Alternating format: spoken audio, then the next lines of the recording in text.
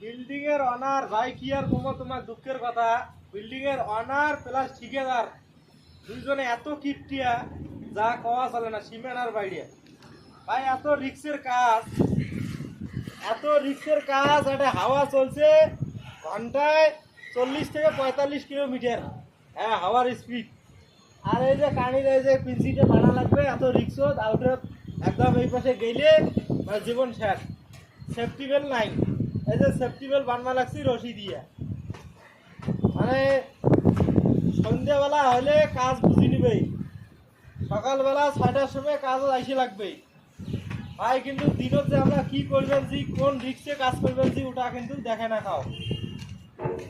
তোমার জীবনের কোনো মূল্য নাই, তোমরা কেমন করে কাজ করেন করো না, তোমার সেফটি বেল্ট দিবে না, তোমার কাজের কোনো ধ্যান দিবে, কেমন করে করবে লাগছেন ভাই। কাজ হলে হল, মেন কথা হচ্ছে কাজ হলে হল।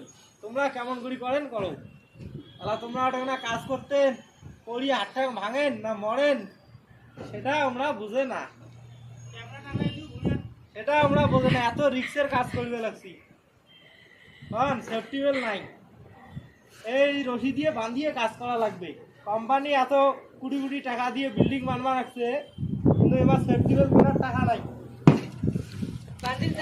সেফটি বেল্ট বানিয়ে ফেলাইলাম কমে দড়ি লাগে, বাকি এখন উপর আল্লাহর উপরে আর এই রশির উপরে জীবন আমার। এই রশিদ ভালো থাকবেন, ভিডিওটা শেয়ার করে দেন, ঠিকাদার যাতে দেখে।